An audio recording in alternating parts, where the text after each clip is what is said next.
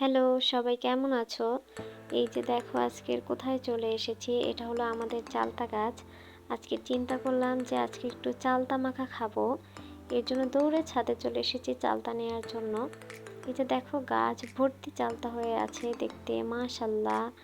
আসলে আমার চালতা ওরকম একটা পছন্দ না, তারপরও মাঝে মাঝে খেতে অনেক ইচ্ছা করে। এই যে দেখো আমি চালতা পেরে নিয়েছি, কিন্তু ভাবছিলাম চালতাটা অনেক ভালো হবে, পরে দেখি যে না, এটা পোকা।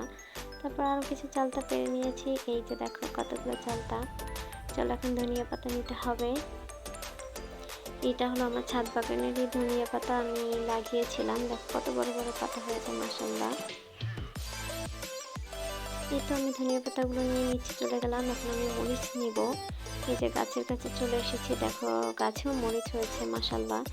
আসলে সব নিজেদেরই করা, এজন্য বেশি ভালো লাগে। এই তো আমি পানি দিয়ে সুন্দরভাবে ধুয়ে নিচ্ছি, আর এখন চালতা কাটার পালা। দেখো কিভাবে করি।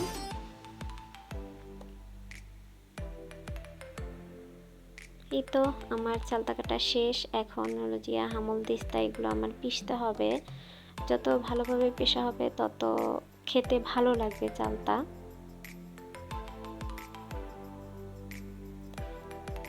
এই তো আমার সুন্দরভাবে পেশা শেষ হয়ে গেছে। এখন আমি এগুলো আলাদা একটা বাটিতে উঠিয়ে রাখছি।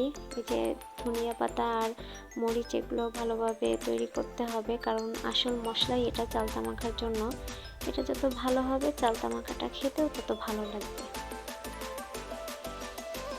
এই তো আমার শেষ। এখন আমি চালতা দিয়ে এটার সাথে একটু মিশিয়ে নেব, এর জন্য আবার দিয়ে দিলাম হামল দিস্তা চালতাটা।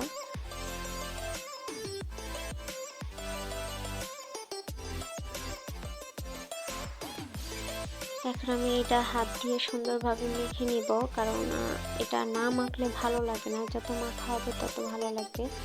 আমার নিজের স্বাদ মতো আমি একটু চিনি দিয়ে দিলাম, আমি একটু চিনিটা বেশি খাই, এর জন্য একটু দিয়েছি বেশি। আর লবণ দিয়ে দিতে হবে। এই তো আমার চালতা মাখা প্রায় শেষ, আর একটু মেখে নিলেই হয়ে যাবে। এই তো আমার শেষ। ভিডিওটা কেমন লাগলো তোমরা সবাই কমেন্ট করে জানিও। আল্লাহ।